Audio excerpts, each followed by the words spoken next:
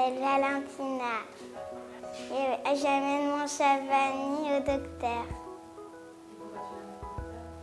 Parce qu'il a mal à la patte. Parce que d'abord on a trouvé que c'était une fille, mais ensuite on a dit que c'était un garçon. Et c'était un garçon. Je suis contente d'avoir un chat. J'ai que Vanny. En fait, il est quand maman elle était au sport avec Tati, et Vanny d'un coup il est rentré. Et du coup on l'a pris. Oui. Vanny il a 2 ans.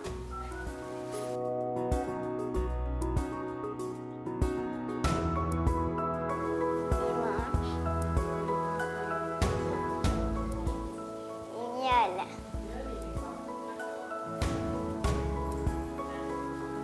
Il prend dans l'assiette. Papa il lui donne.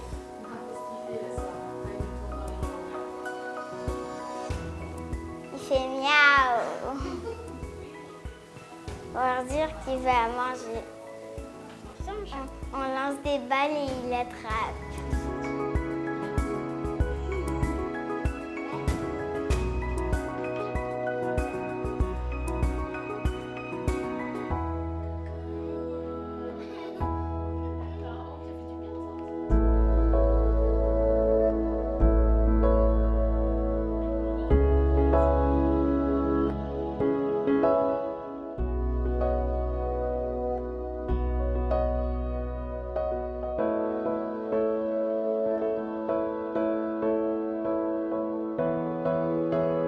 Bonjour, Animalia, nos amis, les animaux. We are talking today about sexually transmitted diseases in dogs and cats, and it's something most pet owners don't expect, like how can my pet get a sexually transmitted disease? Yes, it's happening, and it can be of different types, and it has many types, and every one of them has its own treatment and way of diagnosis. One of the most common and seen disease for transmitted diseases via sexual contact is transmissible venereal tumors in dogs, and it's transmitted by direct contact during sexual mating or during just sniffing or licking or playing, and this can lead to the transmission of the disease. And the signs of this, you can see some tumor or masses in the vagina or at the penis.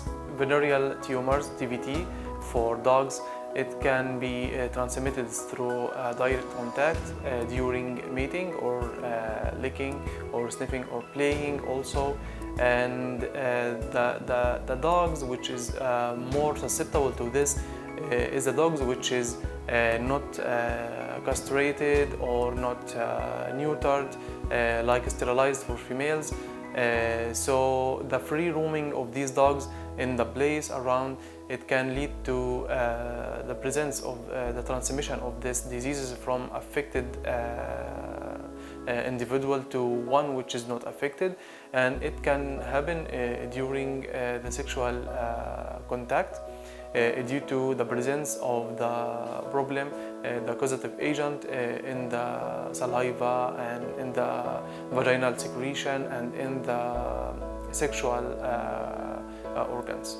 It took us a very long time to find what was working and what wasn't working. You didn't figure out which is the cause of this allergy, the bedding or the food. You changed the food. We changed the food, we changed everything, and nothing really lasted for long. So it's just like an antigen in the skin. Okay, so I'll check the body weight. You checked it?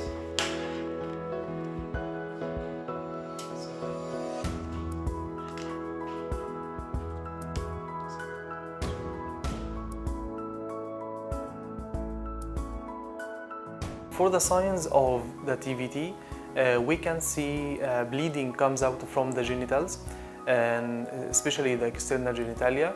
And we can see also, other than bleeding, we can see like masses or overgrowth comes out from the external genitalia.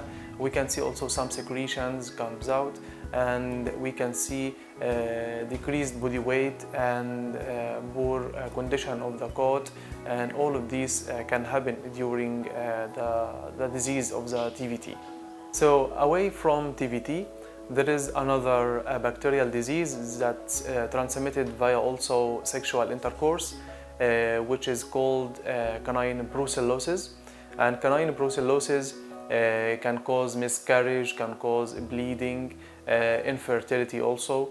And this is like a serious bacterial infection that can also be transmitted to human. So for the diagnosis of these diseases, we usually use some tools and procedures to diagnose this. Firstly, by physical examination, when we look at the genitals, so we can identify the problem, if there is any bleeding, if there is any masses. We can see also for further diagnostic procedures, like we do some cytology test to know which exactly present in this mass. And we can also prevent this problem by doing the spaying or neutering for males and females, and to avoid free roaming, especially for cats. And also, as much as we can, we do the neutering, sterilization and castration, because this is the most important thing about preventing the close contact and the direct contact between males and females.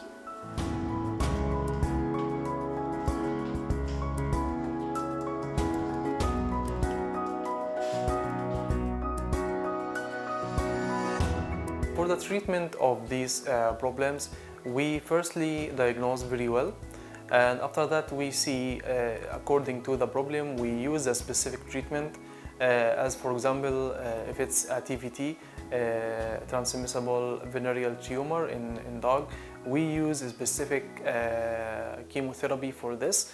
But for bacterial infection of brucellosis, we tend to use a specific antibiotic for it, and also not to overlook the hygiene, and also the daily and weekly or monthly routine we do for our pets. We need also to look closer to these signs, and to not overlook any sign you see, any secretion, any tumor or mass you have seen. You don't overlook them. Once you see any of them, you should go to the vet.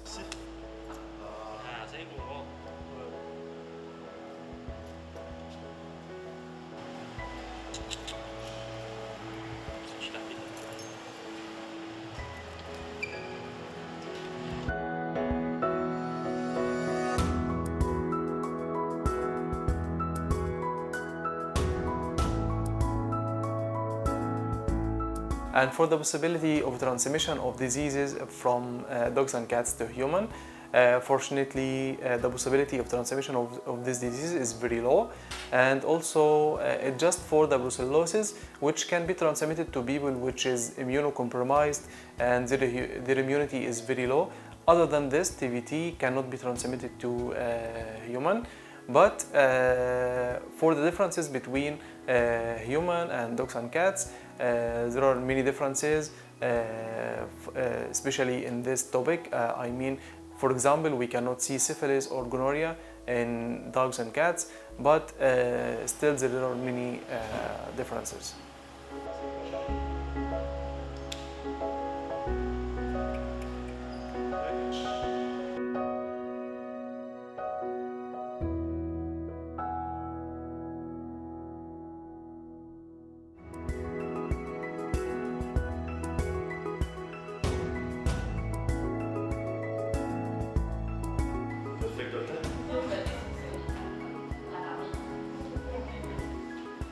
Aujourd'hui, nous causons l'infection l'utérus qui est chien gagné et qui appelle Pyometra. Nous avons avec nous Dr Tak qui peut expliquer nous un peu c'est quoi Pyometra et comment bien faire pour empêcher ça, ou bien quand on finit gagner, qui ban traitement qui bien faire avec tout. Et Dr Tak, hello? Hello. What are the first signs of Pyometra in dogs? First thing, Pyometra means the infection of uterus. So you can have two kinds of signs because it is open Pyometra and closed Pyometra. If you have an open Pyometra, you will see discharge from the vagina. And if it is closed, you will just see a distended belly and dog will be in pain. Comme le docteur Tak peut dire nous, Pyometra, il y a deux types de Pyometra, deux types d'infections. Donc, un que nous appelons open Pyometra, c'est-à-dire il y a un Pyometra ouvert, une infection ouverte, et un close, c'est-à-dire il est fermé. Donc, quand il y a un open Pyometra, donc nous trouvons où le chien a un symptôme, il peut avoir un vomissement, il peut avoir une tendance à soif beaucoup, et il peut avoir du pus qui peut sortir par ce vagina, ce vulve. Deuxième là, c'est close Pyometra. Donc, ce symptôme, c'est ballonnement abdominal. Donc, son ventre est gonflé.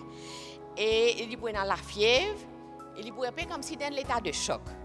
Et donc, ce traitement, nous vous demandons, docteur, qui besoin faire. So, doctor, what are the treatments that we have to do? The best treatment for the Pyometra is spaying. We sterilize the dog. This is the best treatment. You cannot treat it with antibiotics.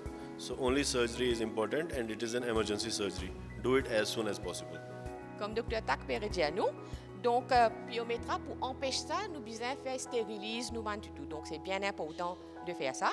Et sinon, si le chien déjà, la chienne est déjà fini de gagner sa infection là, besoin faire une chirurgie en urgence. Donc ça c'est primordial. Donc bien observer, surtout si vous avez une femelle qui sont un symptôme qui peut gagner, qui est anormal.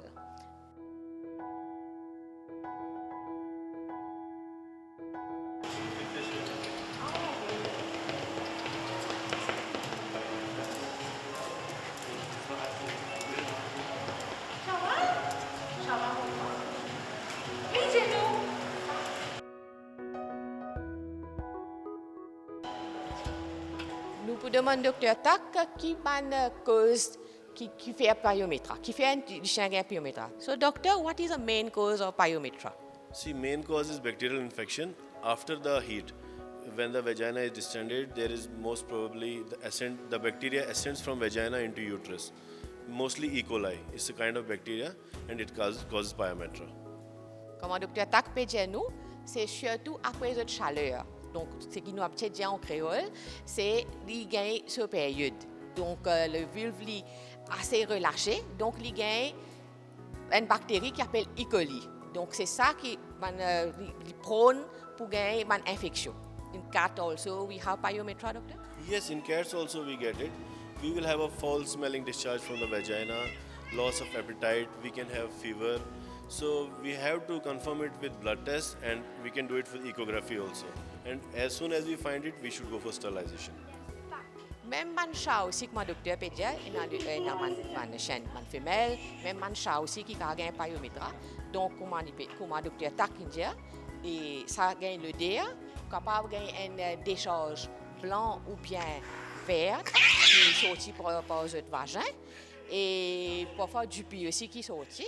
Donc, le mieux, c'est qu'au premier signe qu'ils se trouvent trouvé, vous êtes bien amené à la clinique, donc nous sommes capables de faire une échographie, faire un test approfondi pour confirmer si vraiment il y a un Pyometra ou pas. Et comme on dit en premier, nous sommes capables de aussi si ce un ballonnement. Donc tout ça là, c'est bien prendre en compte.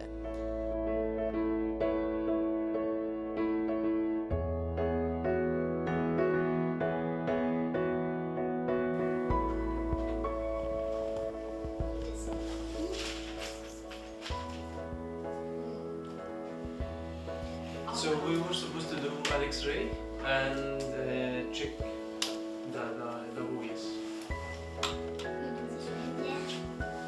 We will check first if maybe there is a root.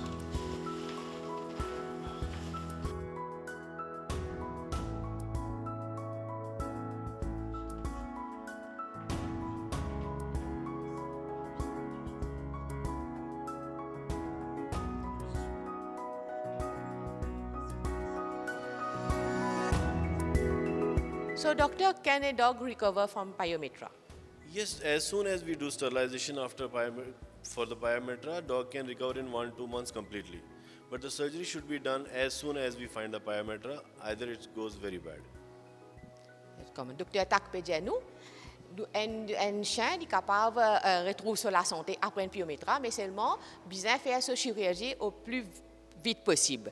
Donc, pour faire cette chirurgie, pour faire cette stérilisation, il est capable de prendre 1 à 2 mois pour guérir complètement. Donc, bien sûr, post-opératoire, nous besoin garder dans une place propre et donner ce médicament en temps et lieu. Et la chaîne est pour tout à fait normale.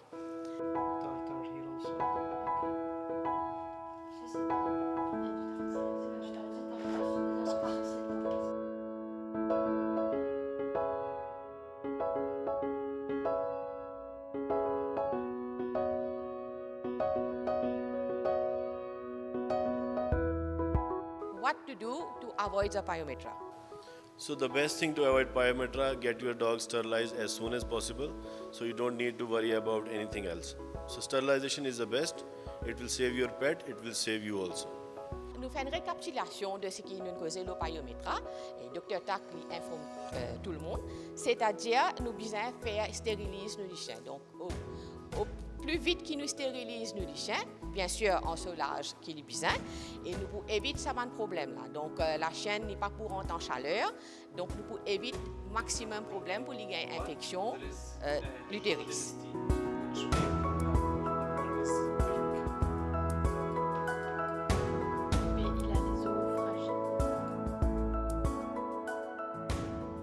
Moi, c'est Nandini, je travaille à Animalia.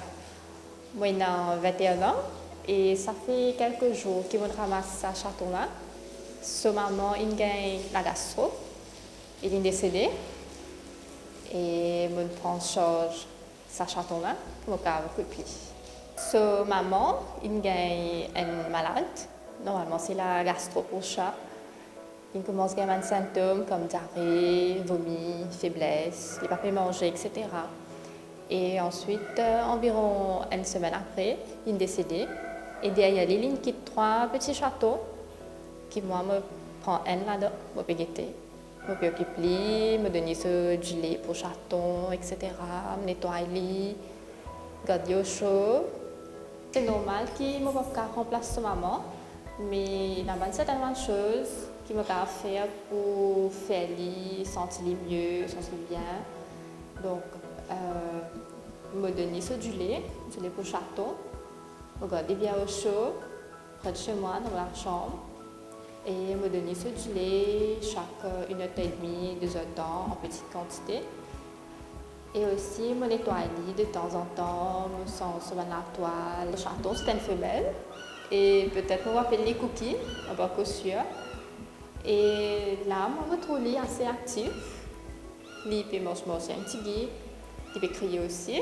Un petit conseil que je vous donne, évite ce ban chaton dans le chemin. Plutôt poster une photo sur Facebook, les réseaux sociaux, que vous avez mis en adoption. Ou si vous avez stérilisé votre chat, venez.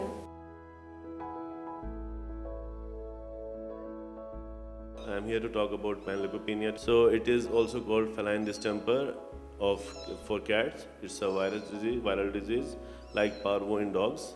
So it's very dangerous, very lethal. We have to take good care of the cats. The first thing is we have to keep our kittens, cats clean, get them vaccinated. And if they get it, we need to put some serum and medicines to save them from this. If we don't treat, 90% of cats can die of this.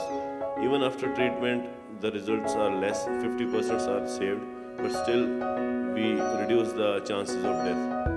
So take care of your cats, save them from panleukopenia, get them vaccinated, get them dewormed, and give them a happy life.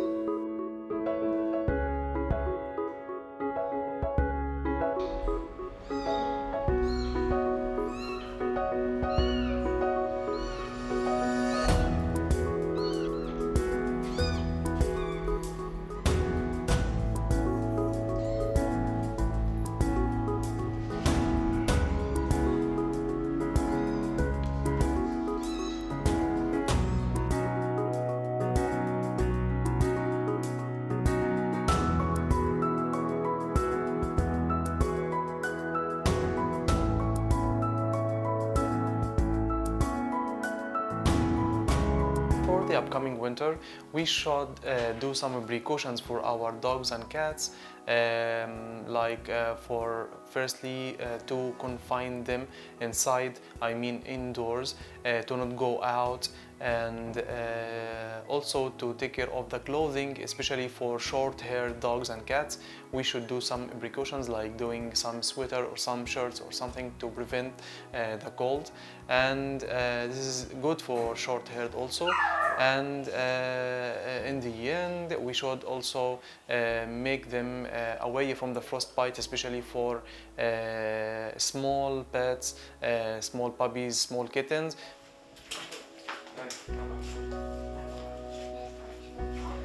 So she has some skin problems. Like all her belly, all her underneath became like pinkish, and she's scratching.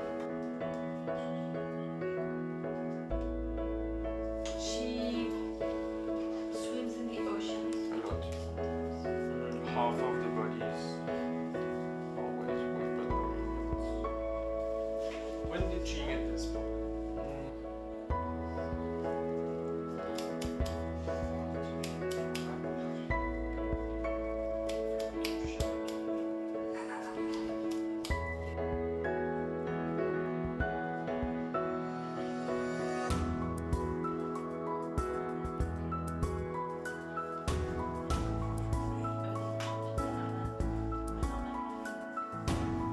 We should keep them always inside because this cold can lead to problems like diseases or compromise immunity, and it will lead at the end in serious diseases.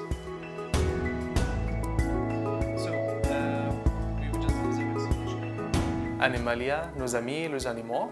This was for today. See you next week for another topic, and don't forget to watch the previous episodes on YouTube, and see you. Bye. See you.